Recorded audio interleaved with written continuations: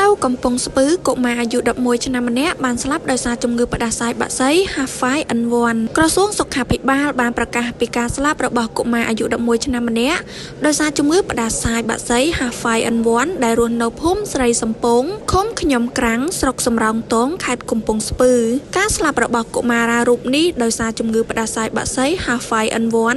បន្ទាប់រកឃើញវិជ្ជមានវីរុសផ្ដាសាយបាក់សីប្រភេទ H1N1 ពីវិទ្យាស្ថានប៉ាស្ទ័រកម្ពុជាកាលពីថ្ងៃទី27ខែឧសភាឆ្នាំ2025ក្រសួងសុខាភិបាលបានបញ្ជាក់ថាកុមារាខាងលើបានស្លាប់នៅថ្ងៃទី27ខែឧសភាឆ្នាំ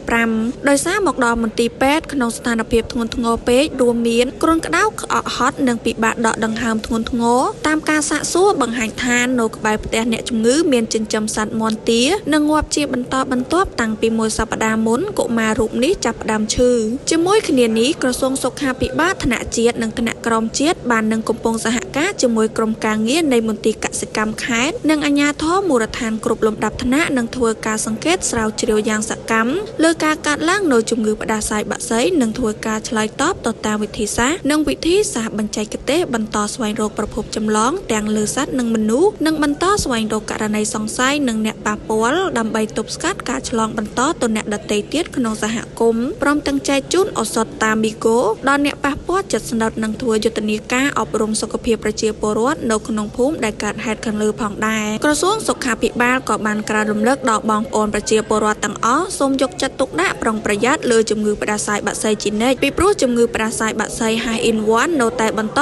គំរាមកំហែងដល់សុខភាពប្រជាពលរដ្ឋដែលអាចធ្វើឲ្យប្រឈមនឹងហានិភ័យខ្ពស់នៃការស្លាប់ដោយយថាហេតុ